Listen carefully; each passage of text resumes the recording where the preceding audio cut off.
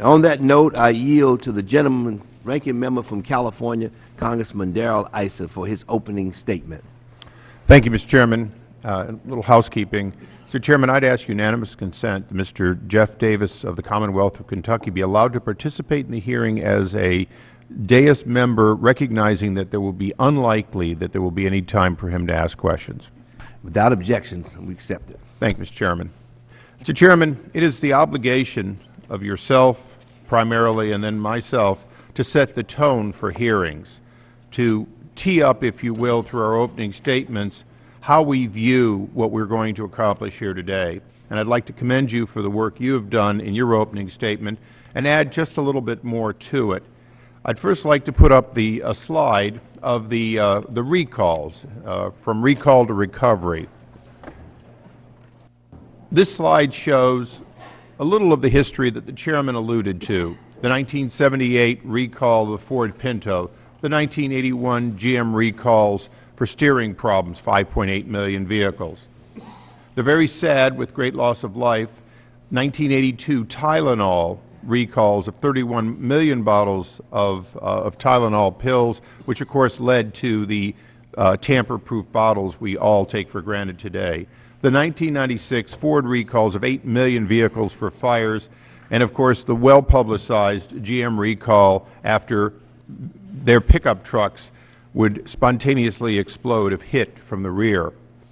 Mr. Chairman, this is an example of companies, both auto and non-auto, who over the years have faced clear challenges. In the case of the auto companies, we expect to see them again. We judge them not by whether or not they from time to time have unseen and developed problems in their vehicles, but how quickly they respond and how they, in fact, react after scrutiny, either within their own company or from without, brings these to their attention. I will not call any of these five a success, except for Tylenol.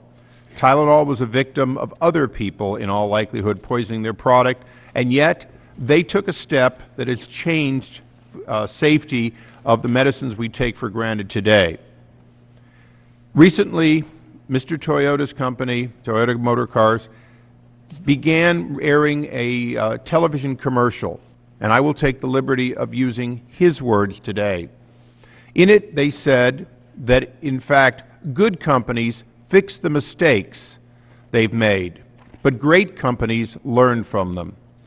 Today, we will be asking Mr. Toyota and Mr. Inaba those very questions as to whether or not they are a good company or a great company. My second slide, I think, depicts one of the challenges of why, prior to today, we cannot say that Toyota was a great company, perhaps not even a good company, when in 2007, what we know for fact is that floor mat problems or gas pedal entrapment problems were discovered in similar vehicles in both the United States and Japan. In the United States, working with NHTSA, a negotiated fix related to the carpets occurred. In Japan, the gas pedal, like the one seen here today, was shortened.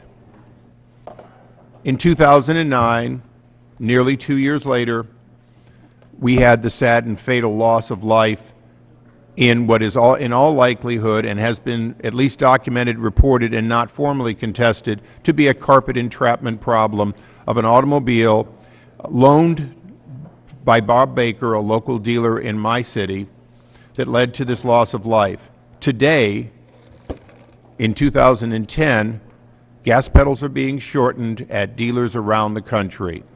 It is very clear that, at least at Toyota, a possible solution, now seen as superior, was available, contemplated, and executed, but not for the very car that ultimately, the ES350, that led to this loss of life. So today, we will be asking two questions.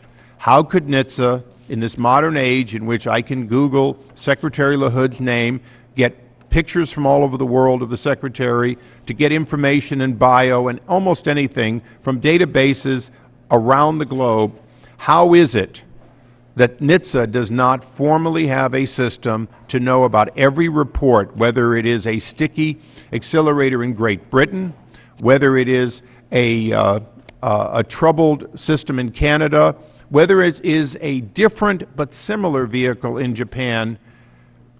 NHTSA is not prepared to proactively act. Some would say that we should, in fact, add to our body of laws. I believe that both NHTSA and Secretary LaHood will tell us that our body of law is sufficient and yet modernization is required. I'm delighted to have my friend and former colleague, Secretary LaHood, here today because it will be on his watch that either the Department of Transportation will be a good organization dealing with these specific problems or a great organization learning from the mistakes of the past. Mr. Chairman, I thank you for holding this hearing. I look forward to our witnesses, and I yield back.